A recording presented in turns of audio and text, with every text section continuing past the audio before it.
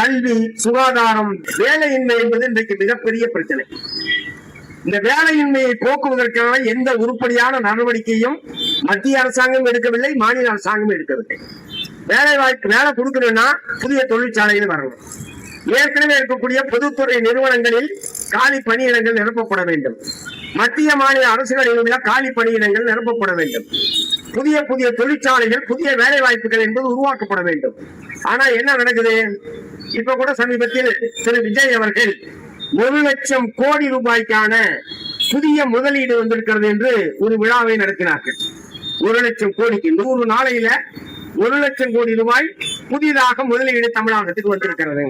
அப்புறம் எங்களை போன்றவர்கள் என்ன கேட்ட, சரி 1 லட்சம் கோடி ரூபாய் முதலீடு வந்திருக்கிறது என்றால் அதன் மூலமாக எவ்வளவு பேருக்கு வேலை வாய்ப்பு கிடைக்கும், எத்தனை பேருக்கு புதுசாக வேலை தருவீர்கள் சொல்லுங்கன்னு கேட்டோம். இன்னைக்கு வரைக்கும் சொல்லல.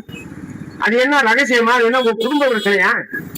தமிழ்நாட்டுக்கு 1 லட்சம் கோடி ரூபாய் முதலீடு வருகிறது என்று சொன்னால் அதன் மூலமாக எத்தனை பேருக்கு வேலை கிடைக்கும், எத்தனை பேர், எவ்வளவு பெரிய பொருளாதார வளர்ச்சி என்பது ஏற்படும், உற்பத்தி என்பது எவ்வளவு அதிகரிக்கும் என்பதையெல்லாம் தமிழ்நாடு அரசாங்கம் சொல்லணுமா வேணாமா? ஆனால் அதுல ஒரு வெளிப்படை தன்மை என்பதே கிடையாது.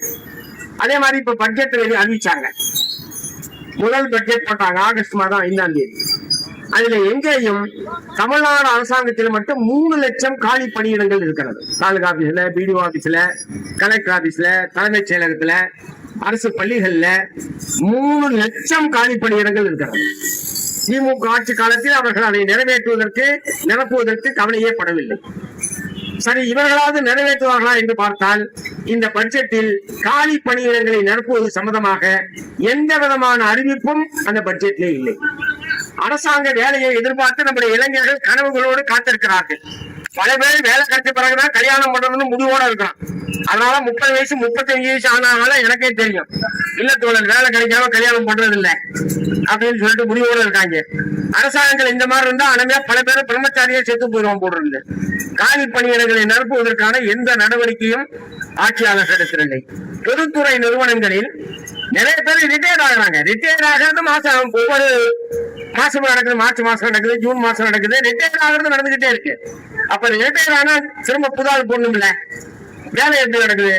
இருக்கிற ஆளை வச்சே வேலை வாங்கிட்டு இருக்காங்க. ரிட்டையர் ஆகிறது ரிட்டையர் ஆகி வீட்டுக்கு போயிட்டே இருக்கிறான். புதிதாக ஆளையும் எடுக்கிறது இல்ல. இல்லன்னா கான்ட்ராக்ட்ல ஆளை எடுக்கிறது, இல்லன்னா அவுட் சோர்சிங் விடுறது. ஒருத்தன் கான்ட்ராக்ட் விட்டு அவுட் சோர்சிங் விட்டு வேலையை நீ முடிச்சு கொடு, நீ ஆளை வச்சுக்க, உனக்கு 10,000 கோடி ரூபாய் தர்றேன். இப்படித்தான் அரசாங்கத்துடைய பொருளாதார கொள்கை இருக்கிறதே தவிர தமிழ்நாட்டில் இருக்கக்கூடிய படித்த இளைஞர்கள் அனைவருக்கும் வேலை வழங்க வேண்டும், வேலை வழங்குவதற்கான வாய்ப்புகளை உருவாக்குவது என்கிற முறையில் அரசாங்கத்துடைய தொழிற்கொள்கையோ பொருளாதார கொள்கை இல்லை. அதன் காரணமாகத்தான் வேலையின்மை என்பது மிகப்பெரிய பிரச்சனையாக பல லட்சக்கணக்கான இளைஞர்கள் வேலை வாய்ப்பு அலுவலகத்தில் பதிவு செய்துவிட்டு காத்துக் கொண்டிருக்கிறார்கள். இப்ப இருக்கிறத 3 லட்சம் காலி பணியிடம் சொன்னல, 3 லட்சம் குடும்பத்துல வீட்டுக்கு ஒரு ஆள் போனா கூட என்னாச்சு? 3 லட்சம் குடும்பங்கள் பொருளாதார ரீதியாக எவ்வளவு பெரிய அளவில் முன்னேற முடியும்? அதே மாதிரி பொதுத்துறை நிறுவனங்களில் இப்ப ரயில்வேல, ஐசிஎஃப்ல, துறைமுகத்துல, இப்படி ஏராளமான பொதுத்துறை நிறுவனங்களில் பல்லாயிரக்கணக்கான காலி பணியிடங்கள் என்பது இருக்கிறது. தமிழகத்தில் இடதுசாரி கட்சிகள் அனைத்தும் சேர்ந்து இடதுசாரி கட்சி மாநில ஒருங்கிணைப்பு குழு என்கிற ஒரு அமைப்பை நாங்கள் உருவாக்கி இருக்கிறோம். இந்திய மார்க்சிஸ்ட் கம்யூனிஸ்ட் கட்சி, இந்திய கம்யூனிஸ்ட் கட்சி, இந்திய கம்யூனிஸ்ட் கட்சி, மார்க்சிஸ்ட் லெனினிஸ்ட் விடுதலை, இந்த 3 கம்யூனிஸ்ட் கட்சிகளும் சேர்ந்து மாநில அளவில் ஏற்படுத்தி இருக்கக்கூடிய இந்த ஒருங்கிணைப்பு குழு என்பது தமிழ்நாட்டினுடைய உழைப்பாளி மக்களுடைய அனைத்து பிரச்சனைகளுக்கும் சேர்ந்து போராடுவது என்கிற மிக முக்கியமான முடிவை நாங்கள் எடுத்திருக்கிறோம்.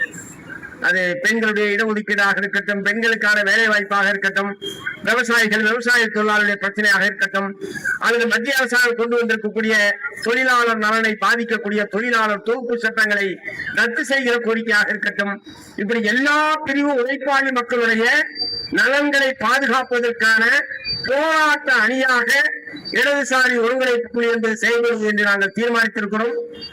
தமிழ்நாடு அரசாங்கம் அவசர உணர்வுடன் செயல்பட்டு துப்புரவு பணியாளருடைய கோரிக்கைகளை நிறைவேற்றுவதற்கு முன்வர வேண்டும் என்று கேட்டு வாய்ப்புக்கு நன்றி கூறி நிறைவு செய்கிறேன். வணக்கம்.